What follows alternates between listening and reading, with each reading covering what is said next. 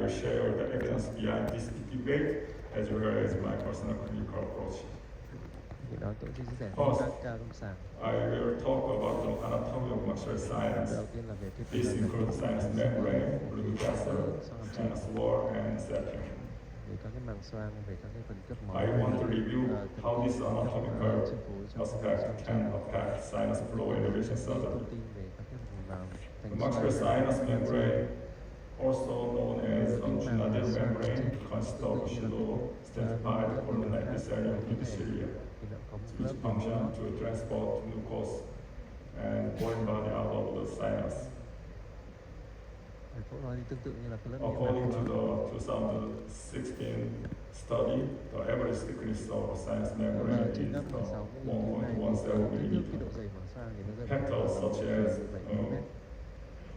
age and periodontitis, smoking tend to increase membrane thickness, but this change were not significantly. Tức là Significant. độ dày này thì còn thay This đổi. study also found no significant correlation between the population rate and Tình trạng ung thư bệnh nhân tuy nhiên là cái mức tức là cái phương số thay đổi đó không phải là khá.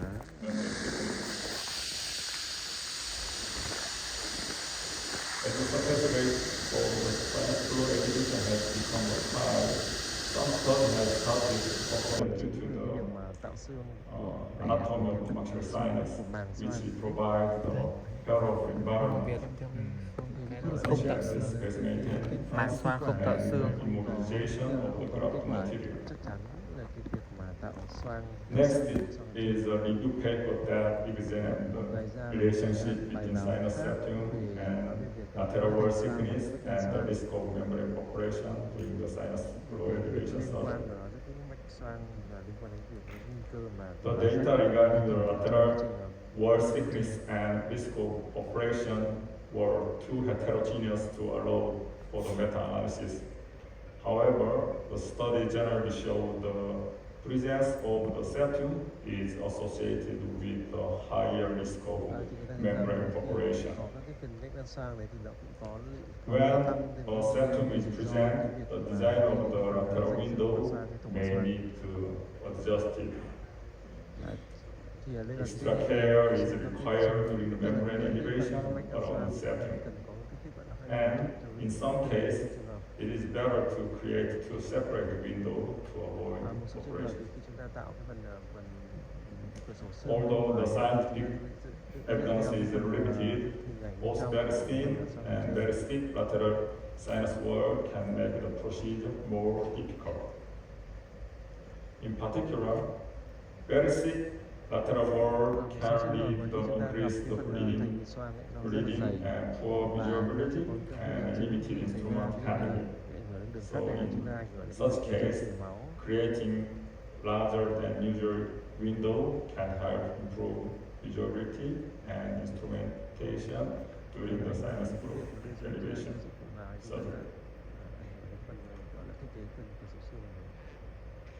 When the sinus flow is not flat but irregular, the position of the lateral window becomes especially important.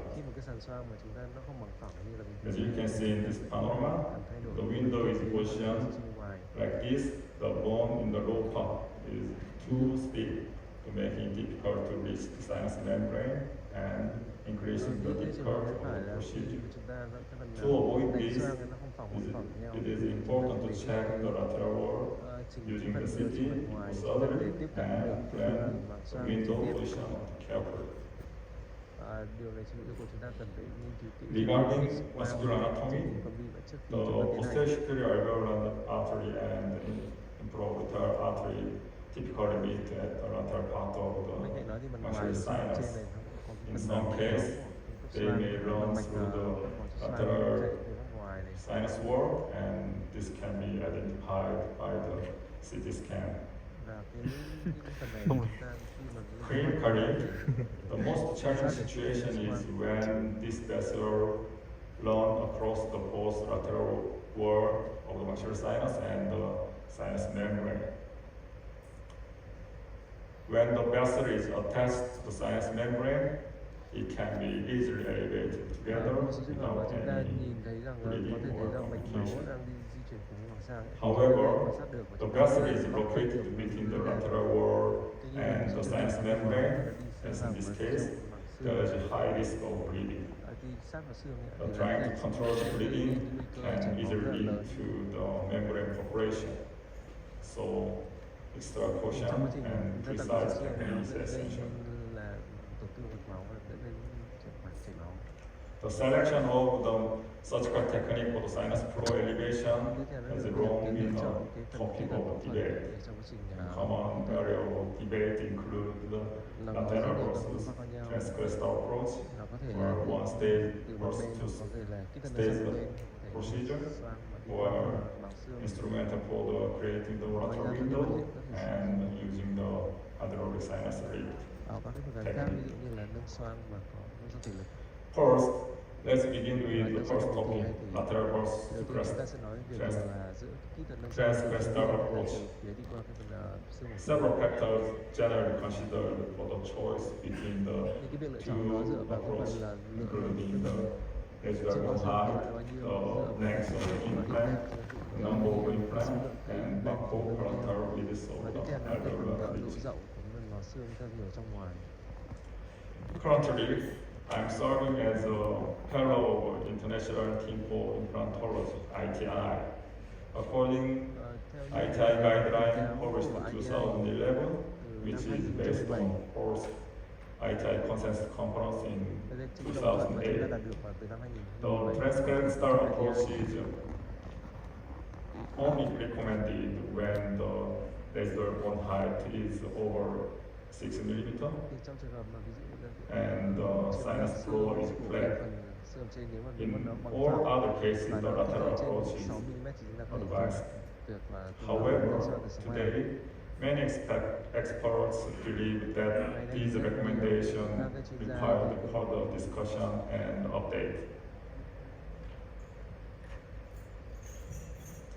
Both lateral approach and the transcrestal approach using the osteotome or the ballooning have shown high success rate in cả hai cái various kỹ thuật này studies. thì trên các nghiên cứu thì đều According to one study, rất là phù hợp. clinicians typically choose between the lateral and transcrestal approach based on the residual bone height of about 4 or 5 millimeters.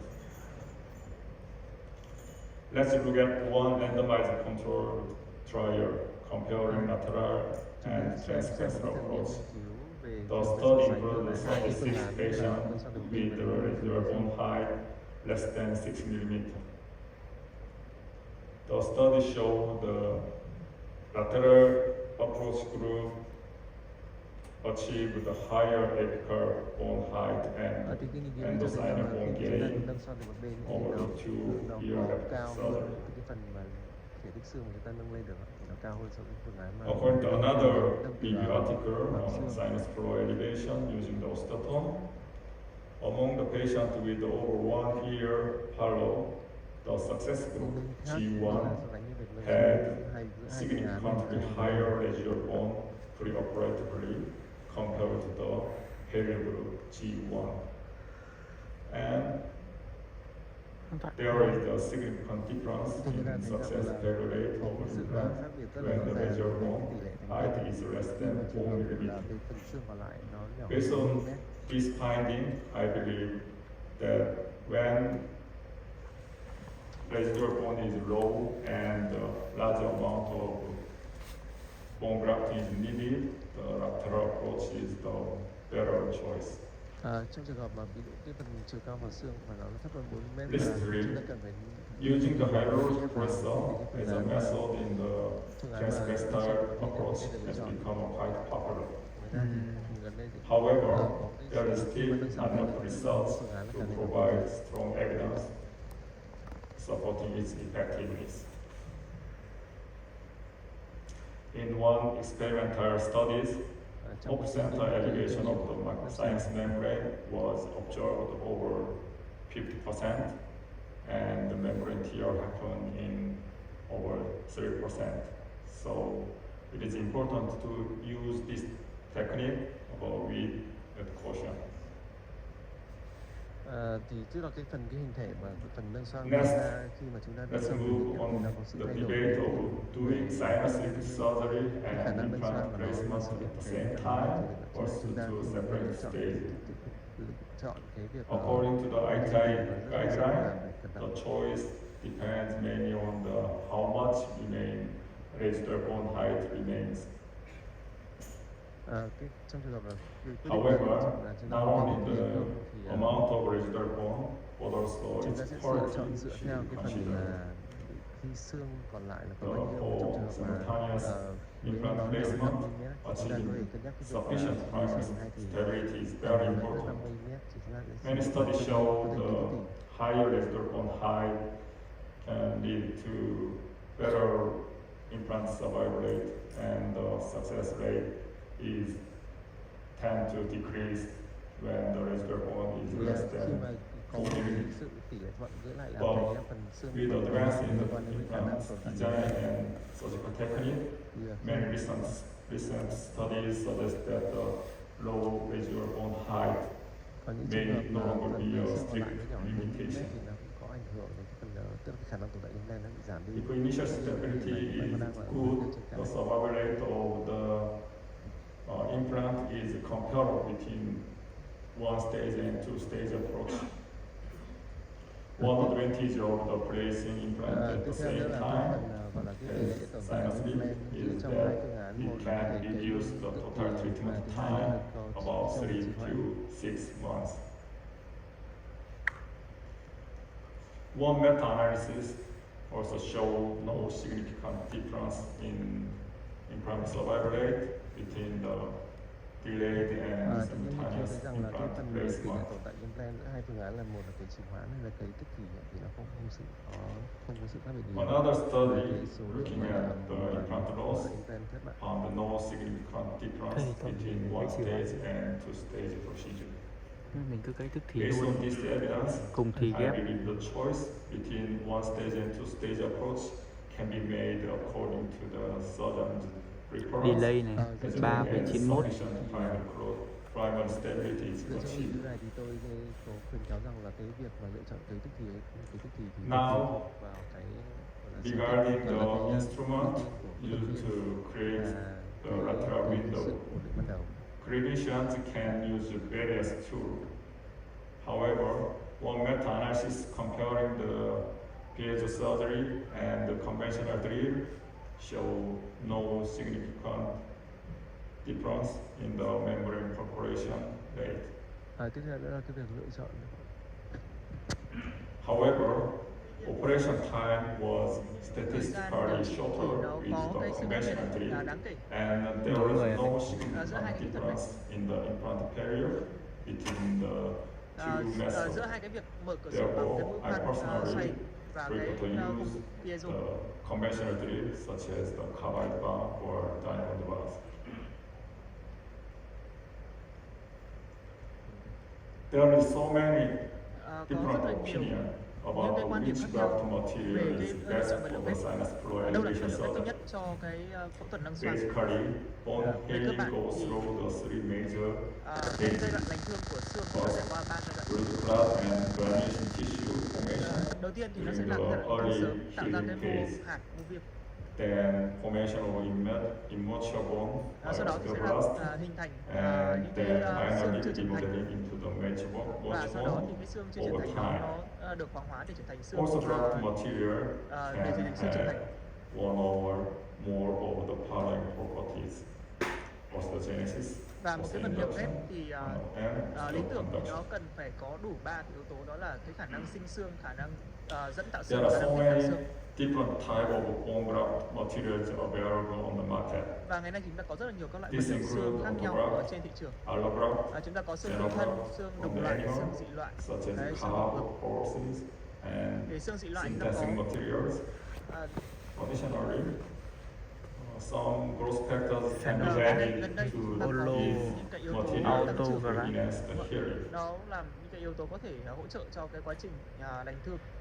Autografts are known as gold standard because they provide osteoconduction, osteoinduction, and osteogenesis. Thế thì là nhưng mà trọng về hợp. một cái vật liệu lý tưởng thì nó It cần is phải có đầy đủ impossible ba to yếu tố. use the autograft Dẫn sinh xương, dẫn tạo in xương và tạo every xương. clinical situation. Tuy nhiên thì không So phải vật other liệu nào grafting cũng đạt được material tính chất như vậy may và chúng ta phải lựa chọn cái vật liệu phù hợp với cả only cái the từng cái tình huống osteoconduction. điều trị. Many systemic reviews and meta-analysis had Thì investigated những nghiên cứu tổng quan hệ about thống thì implant success rate according to type đã chỉ of ra graft cái materials tỷ lệ thành công used của các cái in vật liệu sinus khác nhau flow elevation. trong nâng xoang. The overall conclusion is cái that kết luận regardless of the type of đó graft là material used, dù là chúng ta dùng vật liệu high nào implant survival rate thì are chúng ta đều achieved. có cái tỷ lệ thành công, tỷ lệ tồn tại tốt của implant. One meta-analysis comparing the autograft Một cái and bone nghiên cứu tổng quan hệ thống thì substitute so sánh and cái mix of both show no significant difference in the implant survival with no implant loss. chúng ta In other words,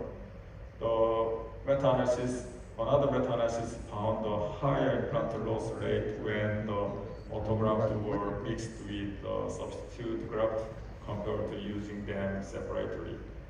But this was mainly due to the one study involving early loading protocol.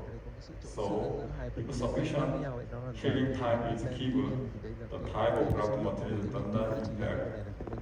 does not major impact on the implant success or failure.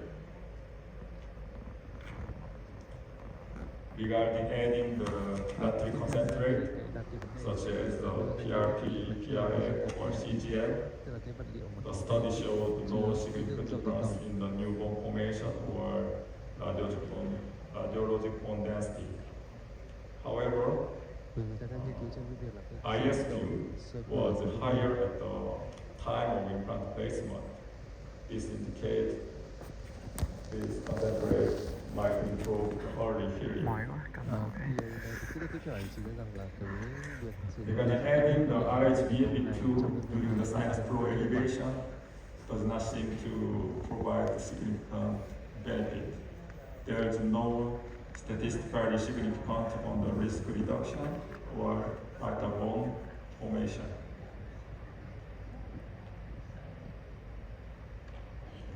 Ultimately, a stable blood clot and its ossification are essential for the successful sinus bone grafting.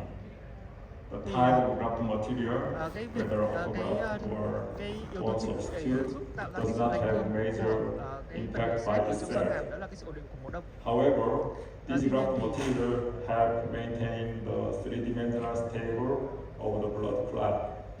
Cái việc mà chúng ta đặt vật liệu ghép vào Many studies trong show similar trong xoang hay không thì between nó the không có autograft ảnh hưởng đến cái and quá trình bone sinh xương, substitute in the quá trình sinus tạo flow ra cái xương mới. elevation. Tuy nhiên thì cái vật liệu ghép chúng ta có cái vai trò là nó ổn định cái thể tích ở trong Xenograft xoang. or synthetic bone material are often preferred due to their radioplastic and space maintaining capability, which makes Và surgical cái vật liệu handling and về cái việc lựa chọn vật liệu thì cái assessment việc chúng ta có easier. thể trộn lẫn For giữa cái vật liệu healing, dị loại cũng như là cái vật liệu tổng hợp. some growth Nếu mà factor chúng ta can be muốn quan used. sát được cái xương đặt ở trong xoang hay là ngay sau khi chúng ta ghép xương. Tuy nhiên thì cái chủ yếu cái tính chất Some của cái vật liệu clinicians dị loại hay là even cái vật liệu tổng hợp thì nó prefer nhằm mục đích là giữ khoảng not to cái thể tích. use any graft at all. Chúng ta cũng có thể lựa chọn là chúng ta One không sử dụng meta-analysis comparing vật liệu sinus ghép. leak Một cái with nghiên cứu tổng quan hệ and thống without graft show về no cái việc chúng ta difference nghiên cứu về in cái the việc chúng ta implant nâng failure xoang chúng ta rate không sử dụng vật liệu ghép. or bone height gain. Về cái khả năng chúng ta có thể đạt được cái chiều cao xương bao nhiêu khi chúng ta Another nâng xoang. meta-analysis to show Về cái the nghiên cứu này chỉ ra average rằng of vertical bone gain using the graftless approach was 3.8 mm. thì chúng ta có thể đạt những cái chiều cao xương lên đến When 3.8 using the mm. transfer Nếu approach, chúng ta the không vertical bone gain chỉ cần chúng ta nâng xoang chúng ta không có relatively ghép xương thì chúng ta vẫn có thể đạt được cái chiều cao xương lên đến 3.8 mm. with the lateral approach, the vertical bone gain shows more variation. Tuy nhiên thì cái con số này nó thay đổi ở các Vertical cái bone nghiên gain cứu. tend to increase proportionally with the length of the implant protruding into Và cái tỷ the lệ xương sinus sinh ra at thì the time nó of surgery. tăng lên, nó theo cái However, nó tăng during tỷ lệ thuận follow-up, với cái chiều dài của implant. The average chúng ta đặt vào trong cái vị protruded trí implant nâng xoang. legs into the sinus was still about 1.26 millimeter. In my opinion, if the final implant theo quan điểm của tôi, position shows like this, nếu mà một the cái average implant đặt vào trong xoang như thế này advantage of the using a longer thì implant is disappeared. So, thì cái ý nghĩa mà therefore, chúng I ta don't dùng một cái implant like dài the đúng không ạ? Khi nó đặt vào trong grafted xoang thì nó approach. sẽ giảm đi. Do đó thì trong trường hợp này thì tôi sẽ ưu tiên cái việc ghép xương. To summarize grafted approach, Để tổng kết with lại the cái development phương pháp of mà the surface không ghép implant xương. implant, grafted sinus flow elevation has become a quite critical procedure. However, amount of bone gain with the grafted approach is only 3 to 4 millimeter. Tuy nhiên thì cái So, khả năng sinh sương của if cái a phương pháp large này thì amount nó of sẽ new dao bone động is khoảng 3 đến needed, 4 mm. using grafted material is Do đó thì necessary. chúng ta nên cân nhắc cái việc sử dụng phương pháp này khi mà chúng ta thiếu cái chiều cao xương ở xoang khoảng 3 đến 4 mm. Now, the next question is, Vậy thì cái would câu short hỏi tiếp implant theo be a good alternative liệu chúng ta to sử dụng sinus surgery? những cái implant ngắn thì nó có thể là cái phương pháp thay thế cho việc nâng Research xoang hay không? comparing short implant less than 6 millimeter and Thì implant ngắn có thể là longer những cái implant placed implant with mà nhỏ hơn, sinus có lead cái đường có cái chiều dài found nhỏ no hơn 6 mm. significant difference in the subaverage Mình thấy bình thường của after implant 1 4 mini. to 3 years, Nếu đi học thì even không more nên Và than cái nghiên cứu này 3 years after rolling. 4 mini. theo dõi những cái implant sau khoảng 1-2 năm và 3 năm sau chịu lực.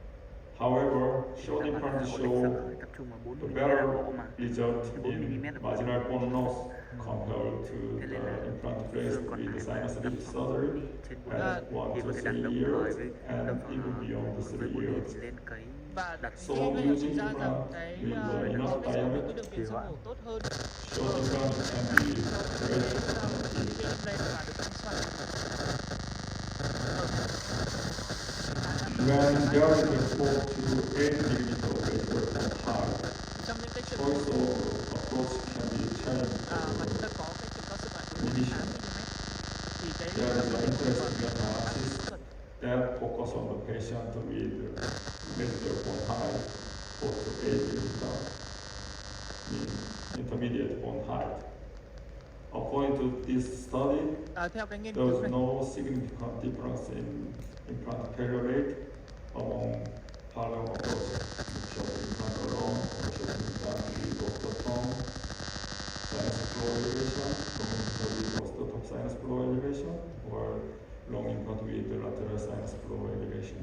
thì với cái chiều cao xương này thì nó không có cái sự khác biệt However, giữa when các we cái phương look pháp at the overall result from the perspective of implant and prosthetic failures, short implant or long implant combined with osteotom sinus elevation with or without các grafting cái con số show the best outcomes. so sánh với các cái nhóm mà However, in thì terms of các the loại implant thì marginal bone loss or surgical and hay là những biến chứng post-surgical complication, và so sánh với các cái nhóm using short implant alone performed better than the other method. hay là dùng implant ngắn kết hợp So the patient with 4 to 8 millimeters of medial bone height, nâng the xoang clinician should carefully consider these factors and choose the most appropriate approach for each patient.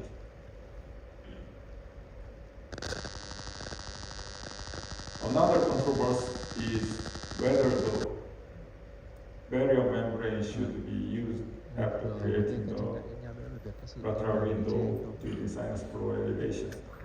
trong cái quá trình According to the meta-analysis, there was no statistically significant difference in the vital bone volume and the remaining thì cái này graft là không có sự khác biệt rõ rệt giữa các nhóm mà về thứ nhất là khả năng hình thành xương when comparing case with or without barrier membrane.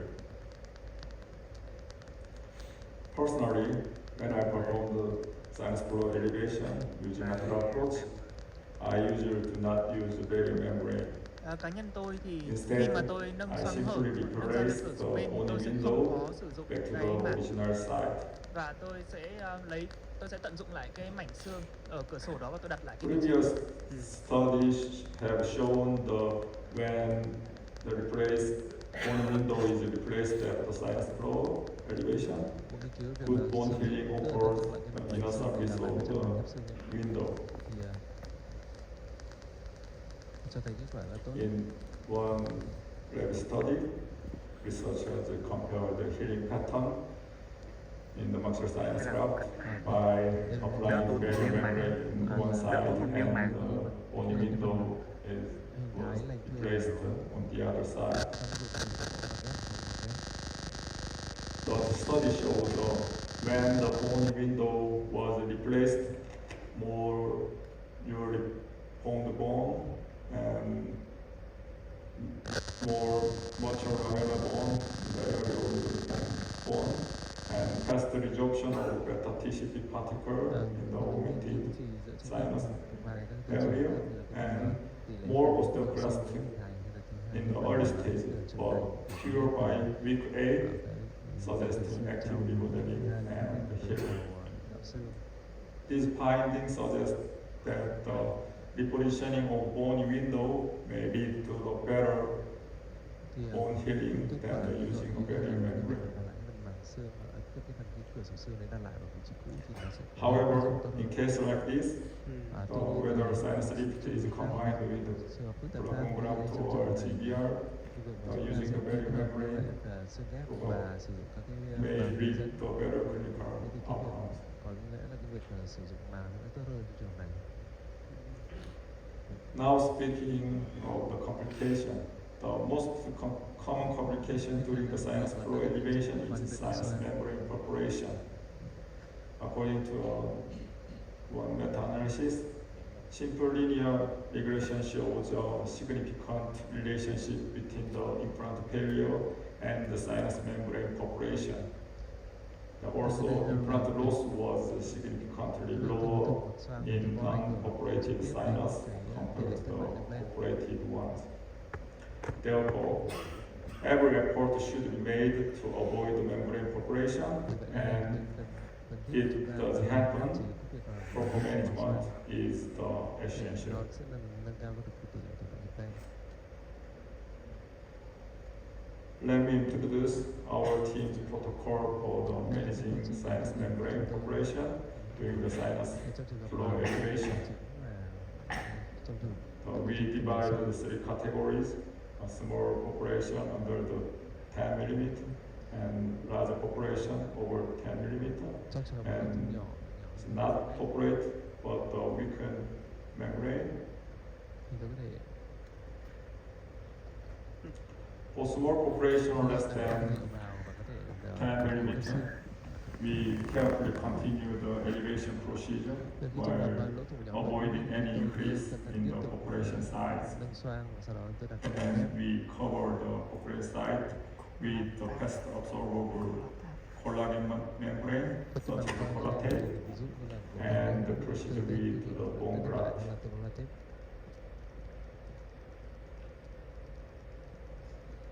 When operation rather than 10 mm occurs, we carefully elevation and detach the membrane from the sinus bone without enlarging the operation. Then we insert a saline-soaked collagen plug under the membrane to cover the defect and complete the procedure. After several months of healing, we perform the try sinus flow elevation once again or placing short implant. If the sinus membrane is not operated but appear weakened, the affected side is reinforced with the fibrin sealant and followed by the bone grafting according to the standard protocol. To evaluate this protocol, our hospital conducted the study between the 2014 to Chúng tôi có thực hiện một cái nghiên cứu liên quan đến Lực- including patients with lực lượng cao. fundamental lateral approach sinus flow elevation performed by one single surgeon. của tham gia Out of 198 patients and with 250 surgical lateral approach, sinus membrane population occurred in thì cái tỷ lệ 23 xảy sites, ra cái việc representing xoang ấy, 9.2% of case, chiếm while membrane 9%. victim Còn những cái trường was hợp mà observed yếu in đi ấy, 50 sites, thì là account for 6%. bị chỉ cấy và chiếm tỷ lệ Vertical 6%. bone gain was measured using the X-ray taken before surgery, immediately after surgery, and 6 months. Chỉ có cái điểm thứ một là ngay tại điểm For cấy và these sau 3 tháng patients. sẽ sang làm. The weakened group and small population group underwent bone grafting simultaneously with the sinus flow elevation procedure. Trong các trường hợp ở And đây, some patients in this group received delayed chúng tôi có implant cái placement. luôn này. In large population group, some patients underwent bone graft at the later stage. Others had immediate implant placement without bone grafting. Trong trường hợp độ thủng nhỏ nhỏ 10 mm chúng tôi có tiến hành ghép sau lưng. The results show Có một trường hợp the weakened group and small population group show no significant difference in the vertical bone gain compared to the non-populated group. In the large population group, even with just a collagen plug, the vertical bone gain over more than 1 millimeter was observed. These results suggest our management protocol is kết quả cho thấy là ổn định. Chính cho cái quy trình quy trình our management protocol for sinus membrane population during the sinus flow elevation are clinically very reliable and effective.